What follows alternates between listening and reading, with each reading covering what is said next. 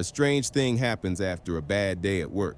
The worse the day was, the easier it becomes to spend money that night. Tuesday, 7:30 p.m., 9 hours of Zoom calls, inbox still at 200 unread. My brain is completely offline. I have groceries in the fridge. I prepped them Sunday. Chicken, brown rice, ready to go. And still, I open DoorDash. $45 on a poke bowl, thumb over, place order. The thought running through my head, I sold so much of today to this company. Don't I at least get to not do dishes? That's the trap, right there. The money you're spending to feel better, it came from the job. The same job that's making you feel this way. You are paying for the damage with the paycheck that caused it. I want to tell you a story about 2 years I spent quietly building a way out of that cycle, and about one specific number, $116,000, and what it actually meant when the moment finally came.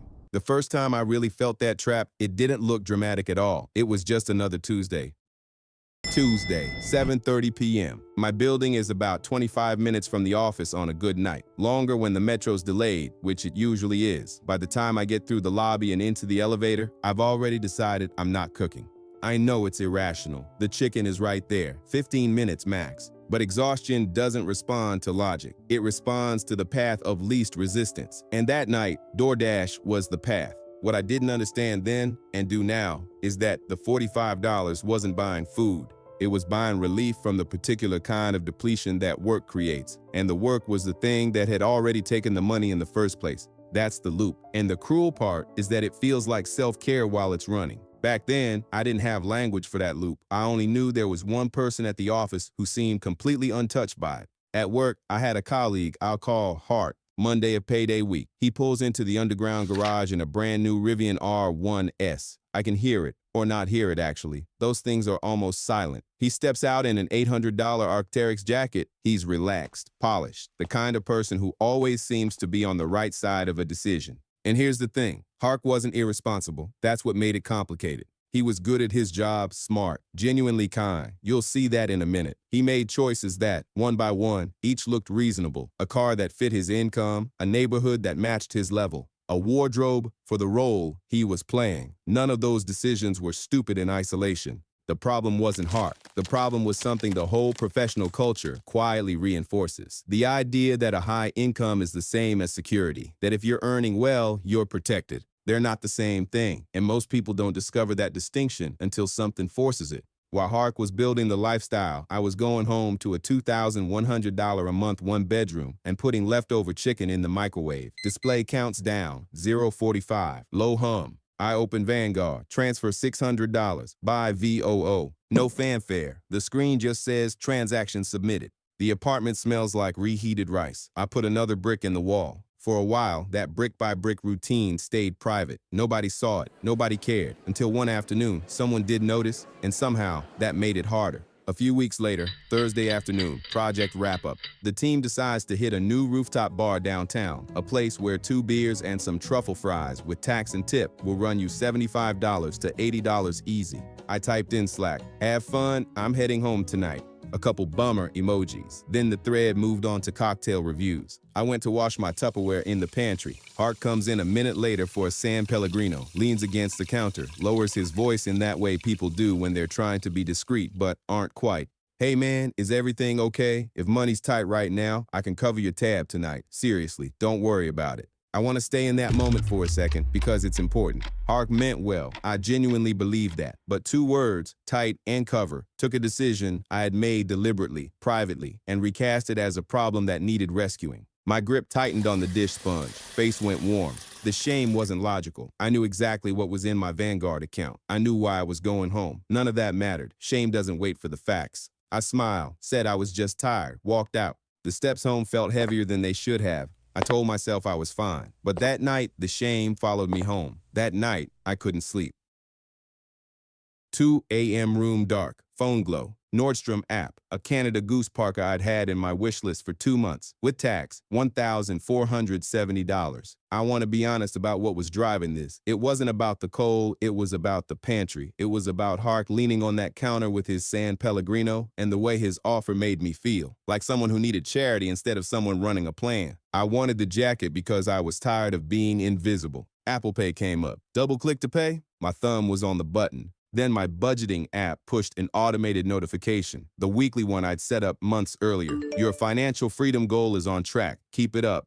I sat there and I did the math, the real math, not the sticker price. $1,470 after tax at my actual effective hourly rate, accounting for the real hours, not the contracted ones. That jacket would cost me more than a full week, 5-6 days of sitting in that cubicle, navigating the moods, swallowing the frustrations. Buying it wouldn't recover what the pantry took from me. It would just extend how long I had to stay. Apple Pay timed out. Screen went dark. In the black glass, I saw myself. Eye bags, messy hair, the look of someone being slowly emptied. I put the phone down, went to sleep. I didn't buy the jacket, and nothing changed the next morning. I still had the same job, the same apartment, the same cracked phone, the same tired face. But something inside me had shifted. What followed wasn't dramatic. That's the part most people don't talk about. 2 years of brown rice, of passing on the rooftop bars, of carrying a power bank everywhere because my iPhone 12 was down to 74% battery health, and I wasn't going to spend $1,000 on a phone that worked exactly the same as mine,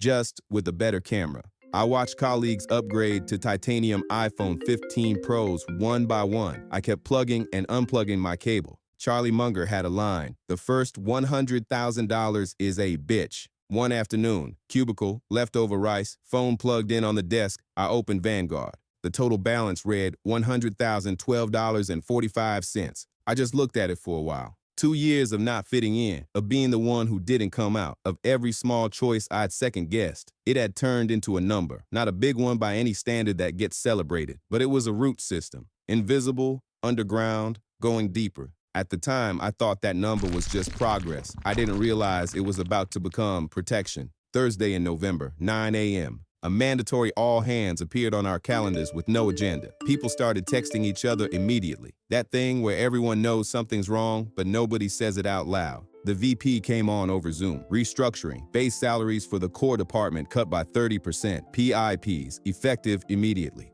The room went the kind of quiet that doesn't feel like quiet. Someone made a sound, not quite a gasp, just a sudden sharp breath. I was sitting next to Hark. When he heard 30% pay cut, his whole body changed. He reached into his pocket almost automatically and pulled out the Rivian key fob. He gripped it tight enough that the rings on the fob began to faintly clink. His hand was shaking. He said it quietly, almost to himself. "Oh God, I just renewed my lease for another year."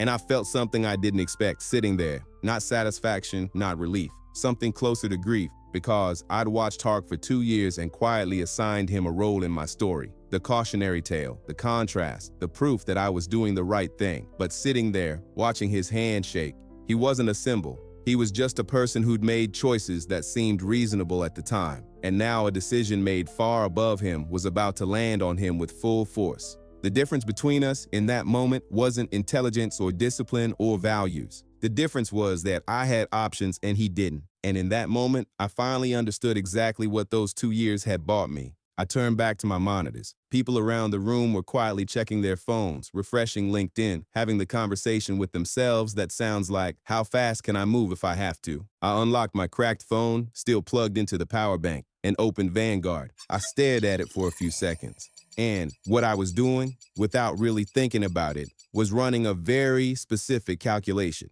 If they walk me out of this building tomorrow, if security takes the laptop and badges me out of the elevator, how long can I survive? Cobra to cover health insurance, rent, groceries, the real monthly number for a life that isn't in free fall. How many months can I afford to be deliberate instead of desperate? Plenty of people in that office had a higher balance. That's not what mattered. What mattered was the answer to that question. And the answer, staring back at me, was long enough.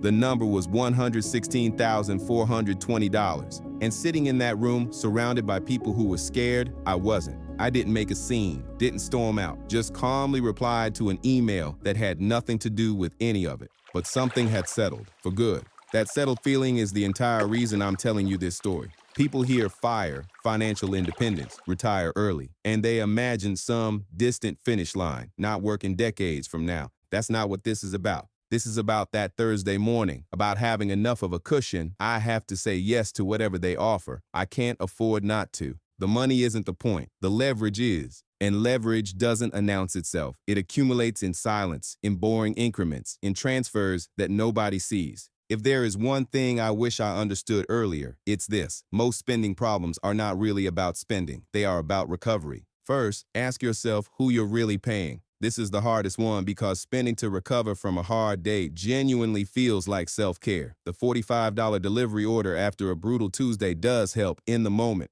The question is who you're paying for that relief. You're paying it back to the system that created the damage. The loop closes, and you're a little more dependent on the next paycheck than you were before. Next time you feel that pull to buy something that makes the work feel worth it, stop and ask, am I rewarding myself or am I covering costs that the job created? Go for a walk, take a long shower, get an actual night of sleep, find what restores you without looping the money back in. The second thing that changed everything was converting prices into time, not dollars. Take your after-tax monthly income, divide it by the real hours you put in, not the official 40, the actual number, including the commute, the email you read on the weekend, the mental load you're carrying home. That's your true hourly rate. From now on, when you're considering something non-essential, skip the dollar figure. Convert it. That jacket isn't $1,470. At my rate, it was a week of my life, 5 days of showing up and navigating whatever the day brought. When you see purchases in those terms, most of them stop making sense on their own, not because you're denying yourself, because the actual exchange isn't worth it.